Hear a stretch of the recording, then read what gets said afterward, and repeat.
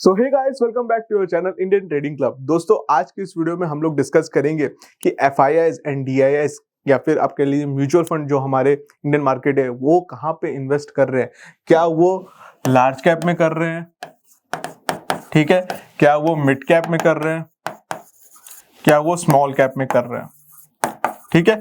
ये तीन सेक्टर में किस सेक्टर में वो इन्वेस्ट कर रहे हो, कैसे उस सेक्टर को स्टॉक को निकालना है डाटा को देखते हुए, और क्या उस सेक्टर के स्टॉक्स में देखना है कि वो अपने बेंचमार्क को बीट कर रहा है कि नहीं कर रहा, तो हम लोग उसमें इन्वेस्ट करें कि ना करें। सारी एनालिसिस मैं बताऊंगा कैसे करना है एकदम डिटेल में। अगर आपको हमारी वीडियो और हमारा कंटेंट पसंद आ रहा है तो मेक श्योर करिए आप वीडियो को लाइक करिए, चैनल को सब्सक्राइब करिए, बेल आइकन को ऑन करिए ताकि मुझे भी इंस्पिरेशन मिले एंड आप भी कोई अपडेट मिस ना करें। तो बहुत सिंपल है, हर एक के लिए मैं एक आपका स्कैनर बनाया हूं, हर एक चीज को मैं डिटेल में एक्सप्लेन करूंगा। आज हम लोग लार्ज कैप से शुरू करेंगे और ये आपका स्मॉल कैप पे खत्म होगा, तो ये सीरीज हमारी आप जरूर से देखिएगा। This is the part 1। अब नेक्स्ट वाले में हम लोग मिड कैप की बात करेंगे। इसके लिए मुझे क्या ओपन करना है, इसके लिए मैं चार्टिंग ओपन करूंगा, जैसा मैं आपको अपने हर वीडियो में दिखाया हूं। चार्टिंग ओपन करते ही डैशबोर्ड पे आओगे अपने, ठीक है। यहाँ पे मैं सारे अपने स्कैनर बना के रखा हूँ, सब आपके साथ शेयर किया हूँ, कोई टेंशन वाली बात नहीं है। अगर आपको नहीं मिला है स्कैनर तो आप मुझे कमेंट बॉक्स में कमेंट कर सकते हैं, मैं वहां पे अपने कमेंट में ही आपको पेस्ट कर दूंगा। तो अभी तो आपको पता है quarterly mutual fund greater than number 10, तो ये मेरा पहला आपका कंडीशन था जो मैंने आपको बताया था कि क्वार्टरली जो म्यूचुअल फंड है और क्या शेयर होल्डर्स है उनका नंबर 10 से ऊपर होना चाहिए। इसको मैं एक कॉपी कर लेता हूँ, ठीक है।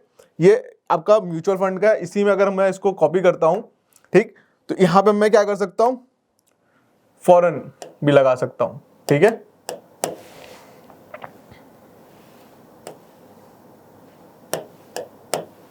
ठीक है, अब फॉरेन इंस्टीट्यूशनल नंबर, ठीक, foreign institutional number greater than number 10, ठीक, यहां पे हो गया। Quarterly mutual fund greater than 1 quarter ago mutual fund, ठीक है। तो यहां पे क्या करो, यहां पे भी फॉरेन लगा दो, ठीक, फॉरेन इंस्टीट्यूशनल,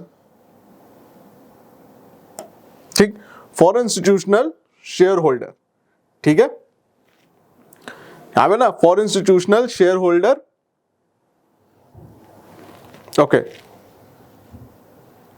इसको कॉपी करना था पहले, इसको म्यूचुअल फंड वाले को लगा के कॉपी करना था, ठीक है। ओके, पहले ये कॉपी कर लेते हैं, शेयर होल्डर, इसको करते हैं कॉपी, एक नया आ जाएगा। अब यहां पे लिखो foreign institutional shareholder greater than 1 quarter ago foreign institutional shareholder, ठीक है।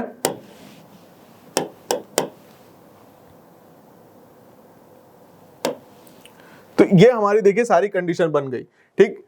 क्वार्टरली म्यूचुअल फंड जो शेयर होल्डर वो होना चाहिए greater than number 10, quarterly foreign institutional number greater than number 10, quarterly mutual fund और UTI shareholder greater 1 quarter ago mutual fund, ठीक है, पिछले क्वार्टर से ज्यादा म्यूचुअल फंड का आना चाहिए इस क्वार्टर में, और इसी तरह फॉरेन इंस्टीट्यूशनल का भी पिछले क्वार्टर से ज्यादा आना चाहिए होल्डिंग इस क्वार्टर में। तो क्वार्टरली नेट प्रॉफिट मतलब सारे टैक्सेस सब चीज काटने के बाद क्या आपका प्रॉफिट बच रहा है वो होना चाहिए पिछले क्वार्टर से ज्यादा। तो ये मेरा बन गया स्कैनर।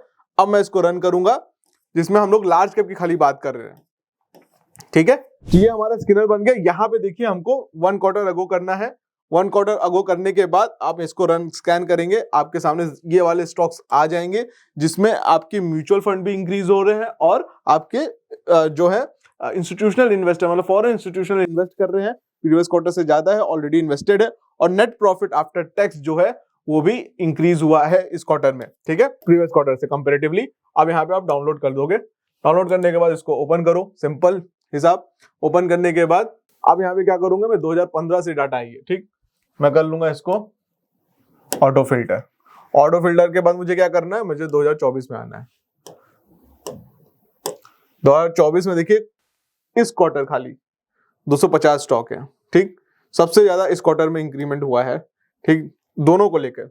अब किस सेक्टर में हुआ है सबसे ज्यादा ये देखना है, तो मैं आऊंगा, मुझे दिख रहा है भाई लार्ज कैप में 135, मिड कैप में 107, स्मॉल कैप में 8, सब डिस्कस करेंगे क्योंकि स्मॉल कैप में 8 स्टॉक है, तो उसको भी बारे में डिस्कस करेंगे क्योंकि स्मॉल कैप के 8 स्टॉक है तो वो बेस्ट स्टॉक होंगे, तभी उसमें फॉरेन वाले या फिर म्यूचुअल फंड वाले इन्वेस्ट किए, ठीक है। तो मिड कैप सब सेलेक्ट किया, अनसेलेक्ट करने के बाद मिड कैप कर दिया। मिड कैप करने के बाद अब देखना है मुझको किस सेक्टर में सबसे ज्यादा इन्वेस्टमेंट हो रहा है लार्ज कैप में। अगर लार्ज कैप में मुझको दिख रहा है कि भाई आपका सबसे ज्यादा फार्मास्यूटिकल में लगा हुआ है, ठीक है, फार्मास्यूटिकल लगने के बाद एफएमसीजी में लगा हुआ है, ठीक है, फाइनेंस में लगा हुआ है, ठीक, आप खुद देखो ये। और इंडस्ट्रियल में देखिए अलग अलग इंडस्ट्रियल होती है, तो फार्मास्यूटिकल भी आ सकती है। उसके बाद सेकंड फोर्थ सबसे बेस्ट है रियलिटी। अब देखिए आपको क्या करना है, आपको दिखा कि भाई मुझको 4 सेक्टर दिखे, मैं टॉप 2 कर लेता हूं। अगर सपोज अगर टॉप 2 करता हूं तो एफएमसीजी हो गया, और आईटी भी अच्छा है, और फार्मास्यूटिकल भी है, रियलिटी भी है जो 10 से ऊपर, और फाइनेंस भी है। तो मैं इन दोनों को चूज करता हूं, एफएमसीजी, फार्मास्यूटिकल सबसे बेस्ट टॉप 2 और एफएमसीजी, ठीक, इसको मैं चूज किया, ठीक। अब मैं अगर चाहूं तो यहाँ पे क्या है दिक्कत, एफएमसीजी में क्या है, अगर इसमें इन्वेस्टमेंट हो रहा है तो इससे आप क्या समझ सकते हो। सबसे पहले तो कि मार्केट में सेफ सेक्टर में लार्ज कैप वाले में लोग ज्यादा इन्वेस्ट करना चाह रहे हैं, फॉरेन या फिर म्यूचुअल फंड वाले ज्यादा इन्वेस्ट करना चाह रहे हैं। क्यों? क्योंकि उनको लॉन्ग टर्म आउटलुक थोड़ा अनस्टेबल लग रहा है। उसके बाद क्या, फार्मास्यूटिकल में जा रहे हैं, वो भी एक सेफ सेक्टर है, ठीक है।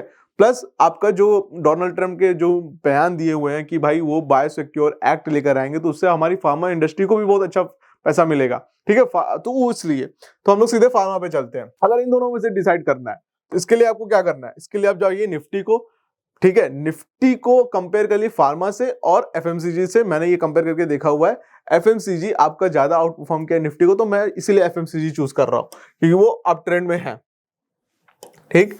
एफएमसीजी आ गया। अब आपको देख लीजिए आए हैं बहुत सारे स्टॉक, ठीक, बहुत सारे में भी आपको 10-15 स्टॉक आए हुए हैं, ठीक है। Ajanta pharma, Alkem, Apollo hospital, Auro pharma, Concord Biocor, doctor Reddy. अब देखिए इसको आप कंपेयर नहीं कर सकते, इसको आप चाहोगे तो फंडामेंटल कंपेयर करो तो पॉसिबल नहीं, क्योंकि हर एक जो फार्मा कंपनी कुछ अलग काम कर रही है, ठीक है। तो उसको पी को कंपेयर नहीं कर सकते हो।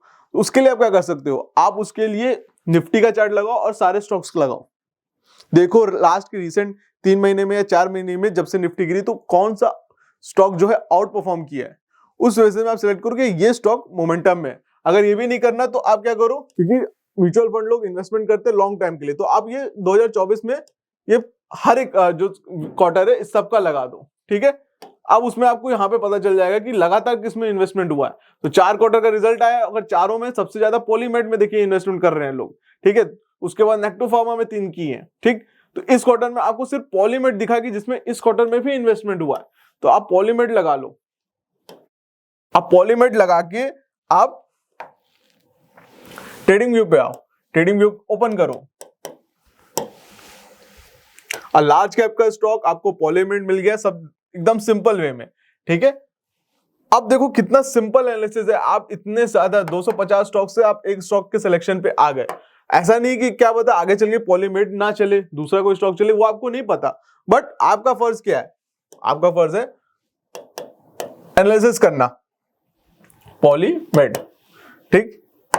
ये देखिए अभी देखिए क्या अप ट्रेंड में, कितना ब्यूटीफुल अप ट्रेंड में है। ये मैं 21 और 50 देखा मूविंग एवरेज लगाया हुआ और देखिए कितना ब्यूटीफुल अप ट्रेंड में है, ठीक। तो इस तरीके से आपको डिसाइसिव रहना है, ठीक, अपने लेवल्स पे देखना है, उस लेवल्स पे इनको बाय करना है स्टॉप लॉस के साथ, वो आपको पता है। आप उसके लिए टेक्निकल एनालिसिस की हमारी वीडियो देख सकते हैं।